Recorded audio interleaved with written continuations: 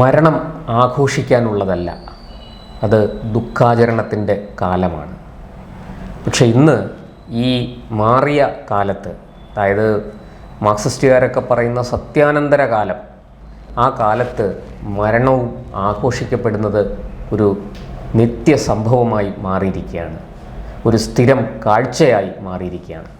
ഈ അടുത്ത കാലത്ത് ഒരു ചെറുപ്പക്കാരൻ ആത്മഹത്യ ചെയ്തു. ആത്മഹത്യ ഒന്നിനും പരിഹാരമല്ല, ആത്മഹത്യ നല്ല കാര്യവുമല്ല, ഒരുതരം ഒളിച്ചോട്ടമാണ്. അനന്തു അജിയുടെ മരണത്തെക്കുറിച്ചാണ് ഞാൻ പറഞ്ഞു വരുന്നത്. RSSനെയും അതിൻ്റെ കാര്യകർത്താക്കളെയും ഒക്കെ പ്രതിക്കൂട്ടിൽ നിർത്തിക്കൊണ്ട്, അവരെ ആക്ഷേപിച്ചുകൊണ്ട്, അപമാനിച്ചുകൊണ്ട് ആ മരണത്തെ ചിലർ ആഘോഷിക്കുകയാണ്. എന്താണ് ശ്രീ യുവരാജ് ഗോകുൽ താങ്കൾക്ക് ഇതേക്കുറിച്ച് പറയാനുള്ളത്? പക്ഷേ എന്നിട്ട് അതിനകത്ത് ഈ RSSനെയും അതിൻ്റെ കാര്യകർത്താക്കളെയും എന്ന് പറയുമ്പോൾ അതിനകത്തൊരു അഭിപ്രായ വ്യത്യാസമുണ്ട്. RSSനെ മാത്രമാണ്, അതിൻ്റെ കാര്യകർത്താക്കളെ ആരെയും അതിനകത്ത് പ്രതിക്കൂട്ടിൽ നിർത്തിയിട്ടില്ല. ഇപ്പോൾ അദ്ദേഹം ഈ പറഞ്ഞിരിക്കുന്ന നിതീഷ് മുരളീധരൻ എന്ന് പറയുന്ന വ്യക്തി, അയാൾക്ക് RSSൽ എന്തെങ്കിലും ചുമതലയുള്ളതായിട്ടോ RSSൻ്റെ എന്തെങ്കിലും പദവികൾ വഹിക്കുന്നതായിട്ടോ ഒന്നും ആർക്കും തന്നെ അറിയില്ല. അത് വിടും. കാര്യം വെച്ച് കഴിഞ്ഞാൽ ഒരു ആരോപണം ഉണ്ടാകുന്ന സമയത്ത് സ്വാഭാവികമായിട്ട് നമ്മൾ കുറച്ച് കാലമായിട്ട് കണ്ട് ശീലിക്കുന്ന ഒരു പതിവ് പല്ലവിയാണ് എന്ന് ആൾക്കാർ കരുതുള്ളൂ. എന്താ 6 മാസം മുമ്പേ പുറത്താക്കിയതാണ്, 1 വർഷം മുമ്പേ പുറത്താക്കിയതാണ്, വെറുതെ പറയുന്നതാണെന്ന് മാർക്സിസ്റ്റ് പാർട്ടിയുടെ സ്ഥിരം ഒരു പാറ്റേൺ ആണ്. അതുകൊണ്ട് ആൾക്കാർ അത് വിടും, അത് അതിനകത്ത് നമുക്ക് പോയിട്ട് കാര്യമൊന്നുമില്ല. പക്ഷേ എനിക്ക് ഇതിനകത്ത് വളരെയധികം സംശയം തോന്നുന്ന ചില കാര്യങ്ങളുണ്ട്. ആ സംശയം തോന്നുന്ന കാര്യങ്ങൾ ഞാൻ പങ്കുവയ്ക്കാം. അത് കേൾക്കുന്ന പ്രേക്ഷകർ തീരുമാനിക്കട്ടെ എവിടെയാണ് ശരി എന്നുള്ള കാര്യം. ഒന്നാമത്തെ കാര്യം, ഈ പയ്യന് ആത്മഹത്യ ചെയ്ത ഈ പയ്യന് OCD എന്ന് പറയുന്ന അസുഖം ഉണ്ടായിരുന്നു. അയാൾ 6-7 തരം ഗുളിക കഴിക്കുന്നുണ്ടായിരുന്നു. അത് അയാൾ തന്നെ സമ്മതിക്കുന്നുമുണ്ട്. 26 വയസ്സുണ്ട് ആ പയ്യന്. 23 വർഷങ്ങൾക്ക് മുൻപാണ് അയാൾ ആദ്യമായിട്ട് പീഡിപ്പിക്കപ്പെട്ടു എന്ന് അയാൾ പറയുന്നത്, 3 വയസ്സിൽ. അപ്പോൾ അയാൾ പറഞ്ഞിരിക്കുന്ന ഈ ഒരു പർട്ടിക്കുലർ വ്യക്തി, നിതീഷ് മുരളീധരൻ എന്ന് പറയുന്ന ഒരു വ്യക്തി, NM എന്ന് അയാൾ ആദ്യം വിശേഷിപ്പിച്ച വ്യക്തി, ഈ വ്യക്തി കഴിഞ്ഞ വർഷം കല്യാണം കഴിച്ച ആളാണെന്നാണ് പറയുന്നത്. 1 വർഷമായുള്ളൂ അയാൾ കല്യാണം കഴിച്ചിട്ട് എന്നാണ് പറയുന്നത്. ഈ 1 വർഷം മുമ്പ് മാത്രം കല്യാണം കഴിച്ച വ്യക്തിയാണെന്നുണ്ടെങ്കിൽ തീർച്ചയായിട്ടും അയാളൊരു ചെറുപ്പക്കാരനായിരിക്കും എന്നുള്ള കാര്യത്തിൽ നമുക്ക് ആർക്കും സംശയം ഉണ്ടാവേണ്ട കാര്യമൊന്നുമില്ല. അപ്പോൾ അങ്ങനെ ഒരു ചെറുപ്പക്കാരൻ എന്ന് പറയുമ്പോൾ അയാളുടെ ഏജ് നിലവിൽ ഏതാണ്ട് ഒരു 30-30 തൊട്ട് മുകളിൽ ആ ഒരു പരിധിയിലായിരിക്കും പരമാവധി നിൽക്കാൻ പോകും. എന്തായാലും 40-50 ഒന്നും ആയിട്ടുള്ള ആളായിരിക്കില്ല. അയാളുടെ ഫോട്ടോ കണ്ടിട്ട് നമുക്കത് മനസ്സിലാകുന്ന ഒരു 30, 32, 33 അത്രയൊക്കെ ഉണ്ടാവും. പരമാവധി അത്രേ വരാൻ സാധ്യതയുള്ളൂ. അപ്പോൾ 23 വർഷങ്ങൾക്ക് മുമ്പ് ഈ ആൾക്ക് എത്രയായിരുന്നിരിക്കും പ്രായം? 10 വയസ്സിൽ താഴെ ആയിരുന്നിരിക്കാം, അല്ലെങ്കിൽ 10 വയസ്സോ ആ ഒരു റേഞ്ചിലായിരിക്കും. അപ്പൊ അതൊരു കുട്ടിയാണല്ലേ. പ്രശാന്തേട്ടൻ്റെ മൂത്ത മോക്ക് ഇപ്പൊ എത്ര വയസ്സായിട്ടുണ്ട്? 10 വയസ്സായി. അപ്പൊ അതുപോലൊരു കുട്ടിയാണത്. ഓക്കെ, അപ്പോൾ അത്രയും കുട്ടിത്വമുള്ള ആളായിരിക്കണം 10 വയസ്സ്. വലിയ ധാരണയൊന്നും ഉണ്ടാവണം എന്നില്ല. കൂടിപ്പോയി എന്തെങ്കിലുമൊക്കെ സിനിമയൊക്കെ കണ്ട് എന്തെങ്കിലുമൊക്കെ ധാരണ ഉണ്ടാവും എന്നുള്ളതിനപ്പുറത്തേക്ക് വലിയൊരു ധാരണ 10 വയസ്സുള്ള ഒരാൾക്ക് ഉണ്ടാവണമെന്നില്ല.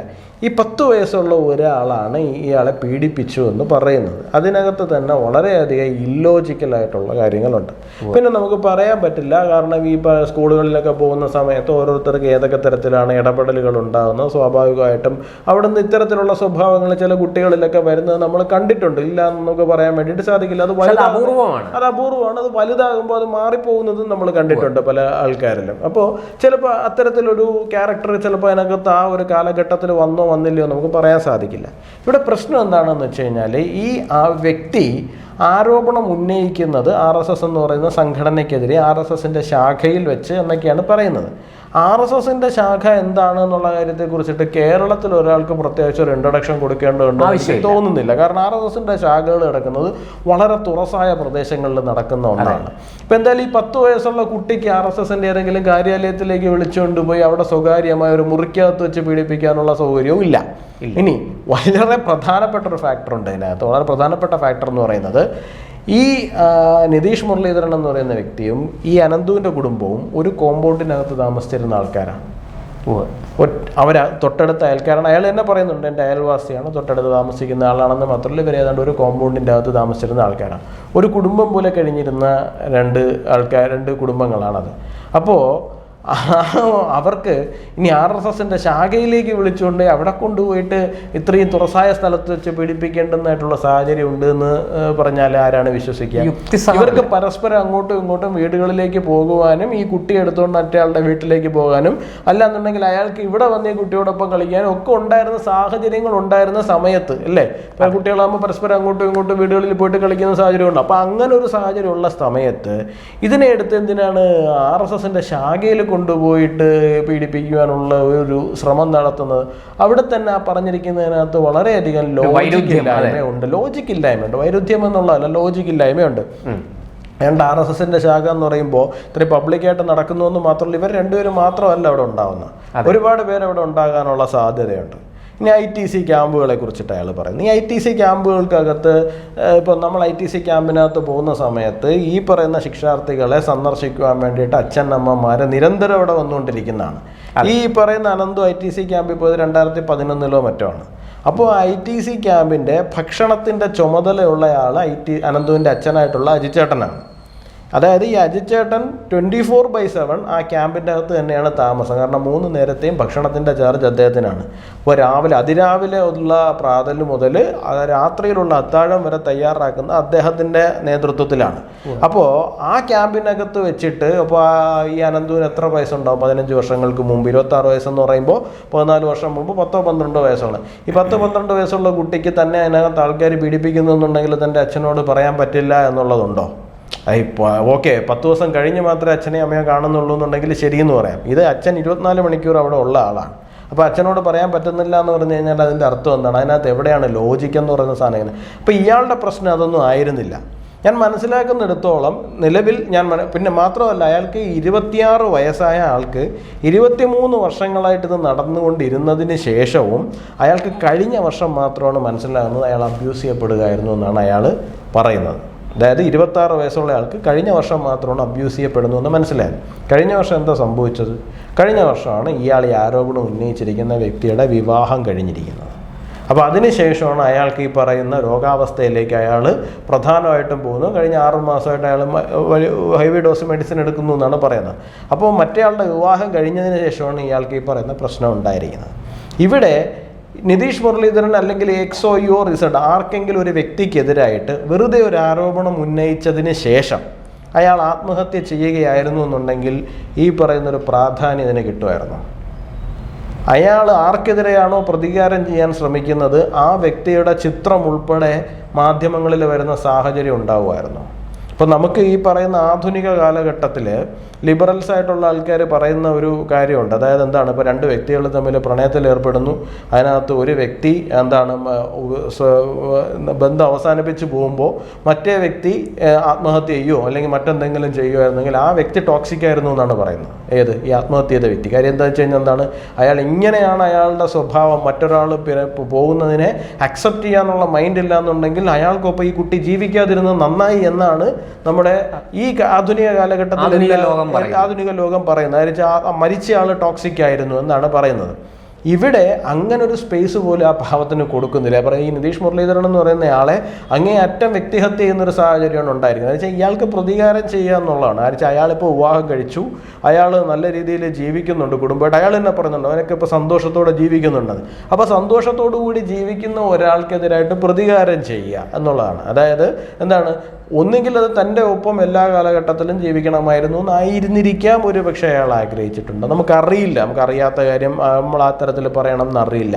പക്ഷേ ഇതിന് മറ്റൊരു വഴി ഞാൻ കാണുന്നില്ല. ഇപ്പോൾ RSS എന്ന് പറയുന്ന സംഘടനയ്ക്കെതിരായിട്ട് അത്തരത്തിലൊരു ആരോപണം ഉന്നയിക്കപ്പെട്ടതോടുകൂടി അതിനെന്ത് പറ്റി?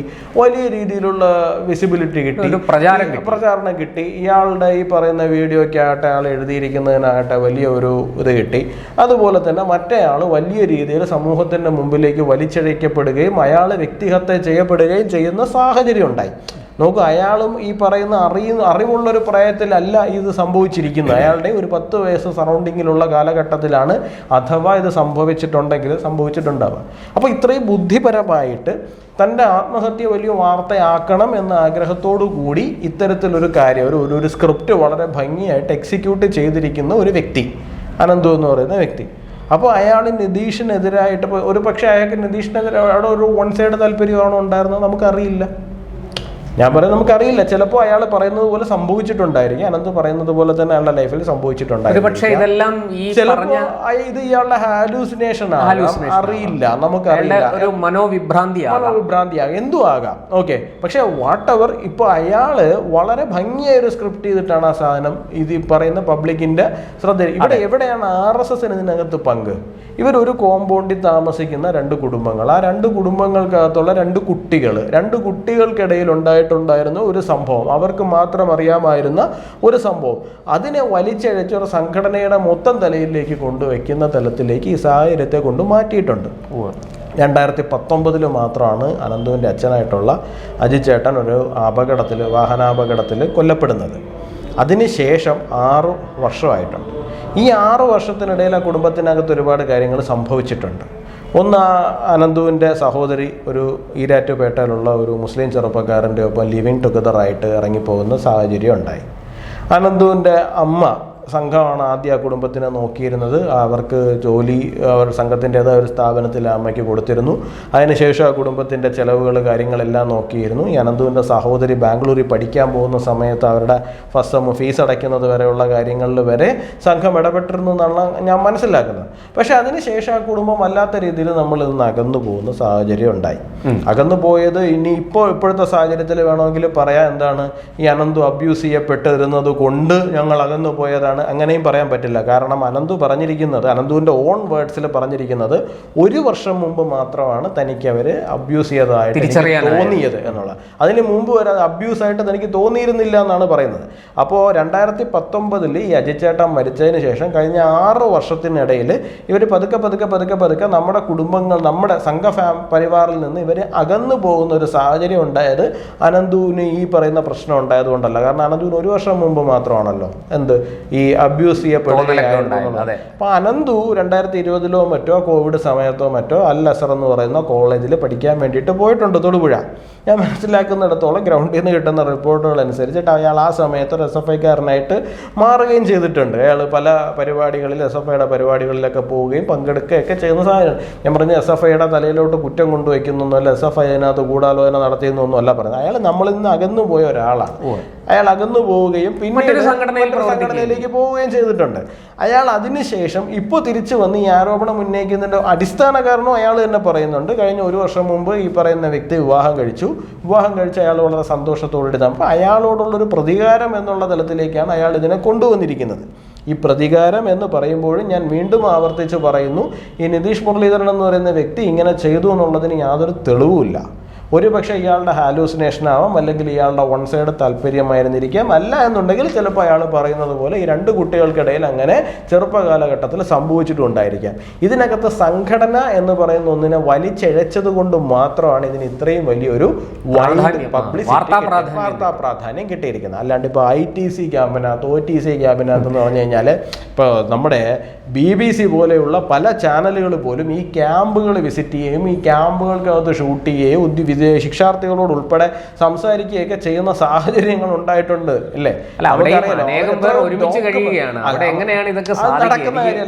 എല്ലാവരും ഒരൊറ്റ വലിയ ഹാളിലാണ് ഈ പറയുന്ന ശിക്ഷാർത്ഥികളെല്ലാം തന്നെ ഇത്രയധികം മോണിറ്റർ ചെയ്യപ്പെടുന്ന ഒന്നാണ്. മാത്രമല്ല ഈ 2011-12 മുതലുള്ള ഈ കാലഘട്ടം എന്ന് പറഞ്ഞു കഴിഞ്ഞാൽ നമ്മൾ വലിയ വലിയ സ്കൂളുകളിലാണല്ലോ നടത്തുന്നത്. ഈ സ്കൂളുകളിൽ എല്ലാത്തിലും തന്നെ CCTV ഉൾപ്പെടെയുള്ള സംവിധാനങ്ങൾ ഉള്ളതാണ്. അപ്പോൾ ഇത്രയും ഓപ്പൺ ആയിട്ടുള്ള ഇത്രയും സുതാര്യ ഭക്ഷണം കഴിക്കുന്നത് പോലും എല്ലാവരും ഒരുമിച്ചാണ്. അതിന് പോലും പ്രത്യേക സമയമുണ്ട്. ഭക്ഷണം കഴിക്കുന്നത് പോലും ഒരുമിച്ചാണ്. അതിരാവിലെ 4 മണി 5 മണി സമയമാകുമ്പോൾ ഉറക്കം എണീക്കുന്നതാണ് കുട്ടികൾ. അപ്പോൾ ഇതിൻ്റെ അകത്ത് ഈ അത്രയും അച്ചടക്ക സംവിധാനത്തിലൂടെ പോകുന്ന ഒരു സ്ഥലത്ത് ഇതിനൊരു അവസരം കിട്ടിയെന്ന് പറയുന്ന ഇടത്ത് തന്നെ അതിനകത്തൊരു വലിയ നുണയുണ്ട് എന്നുള്ള കാര്യത്തെക്കുറിച്ചിട്ട് നമുക്ക് തിരിച്ചറിയാൻ സാധിക്കുന്നതേ ഉള്ളൂ. അത് മാത്രമല്ല, നിങ്ങളൊന്ന് ആലോചിച്ച് നോക്കുന്നേ, നമ്മളിപ്പോൾ എത്രയോ ചാനലുകൾ അവിടെ പോയിട്ട് ഡോക്യുമെൻ്ററി ഉൾപ്പെടെ ചെയ്യുന്നതാണ്. അവിടെ ആർക്കെങ്കിലും എൻട്രി നിഷേധിച്ചിട്ടുണ്ടോ? നിങ്ങൾ കമ്മ്യൂണിസ്റ്റുകാരനാണ്, അതുകൊണ്ട് നിങ്ങൾ വന്ന് ഞങ്ങൾ ITC ക്യാമ്പ് സന്ദർശിക്കാൻ പാടില്ല എന്ന് പറയുന്നുണ്ടോ? ഇല്ലല്ലോ. ഇപ്പൊ തിരുവനന്തപുരത്ത് മാറിവാനിയസ് ക്യാമ്പസിനകത്ത് കഴിഞ്ഞ തവണ OTC ക്യാമ്പ് മാസങ്ങൾക്ക് മുമ്പ് കിടക്കുന്ന സമയത്ത് നമ്മളെല്ലാവരും പോയതാണ്. പോകുന്ന സമയത്ത് എത്രയോ ആൾക്കാർ അവിടെ വന്നിരുന്ന ആ ക്യാമ്പിനകത്ത് നടക്കുന്ന കാര്യങ്ങൾ മുഴുവൻ കണ്ടുകൊണ്ടിരിക്കുന്നതാണ്.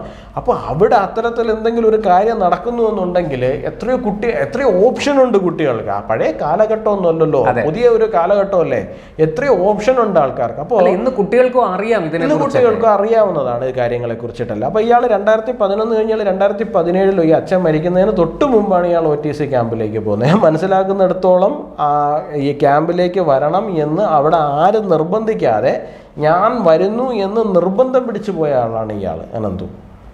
അവിടെയുള്ള കാര്യകർത്താക്കൾ പറയുന്നതനുസരിച്ചിട്ട് ഞങ്ങൾ നിർബന്ധിച്ചിട്ടില്ല, പക്ഷെ അയാളാണ് ഇങ്ങോട്ട് നിർബന്ധിച്ചത്. അനന്തുവിൻ്റെ അച്ഛൻ അജിച്ചേട്ടൻ പറഞ്ഞു അവന് പനിയാണ്, അതുകൊണ്ട് അവന് മിക്കവാറും ക്യാമ്പിൽ പങ്കെടുക്കാൻ പറ്റില്ലായിരിക്കും എന്ന് പറഞ്ഞപ്പോൾ ഇവൻ പോയി പറഞ്ഞു ഇല്ല പനി എനിക്ക് സാരമില്ല ഞാൻ പോകുന്നു എന്ന് പറഞ്ഞു.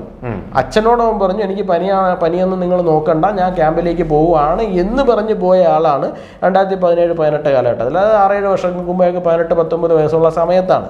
അപ്പോൾ അയാളെ ഇത്രയും ITC ക്യാമ്പിനകത്ത് അയാളെ പീഡിപ്പിച്ചു, അയാളെ ശാരീരികമായി ഉപദ്രവിച്ചു, അയാളെ മാനസികമായി ഉപദ്രവിച്ചു എന്നുണ്ടെങ്കിൽ പിന്നെ എന്തിനാണ് അയാൾ 2017-18 കാലഘട്ടത്തിൽ വീണ്ടും ക്യാമ്പിലേക്ക് പോകുന്നത്?